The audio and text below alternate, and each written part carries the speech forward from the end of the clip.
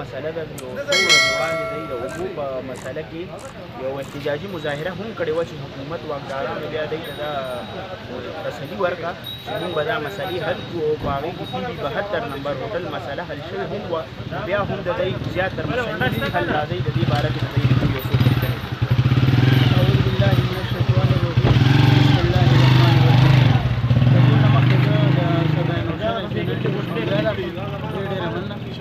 हमारे दा 72 फ्यूल چې کوم دی موږ د احتجاج مخکې کړی و چې زموږ د اریګیشن وزیر چې کوم دی هغه لیاقت مټک صاحب او د پاشي وزیر چې کوم دی هغه ډاکټر عمران صاحب چونکې د موږ هغه ټرانسفارمر کلیر واچینه دی هغه څه په دې پاتې دي دا نه علاوه زموږ چې کوم نور مسلې وي هغې کې اړوس بالکل رد بدلونه شو صرف دغه یو ټرانسفارمر رالو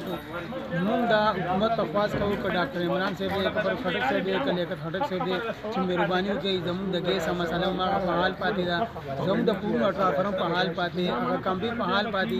موږ دا درخواست کوم مهرباني وکړئ چې موږ دا چې کوم دی جلد از جلد کلیر کړئ تاسو به ډېره مهرباني الله مو خوشحاله وساتي. خټک صاحب چې کوم دی هغه د پاشي وزیر هم دی هغې خپل التحاب هم دی هغه دې باره کې څه وویل؟ مونږ خو هغې ته د هغې وفد کسان راغله هغې ویره مونږ د تاسو د ټرانسفارمر دا مسله حل کړه او انشاءالله دا چینل به هم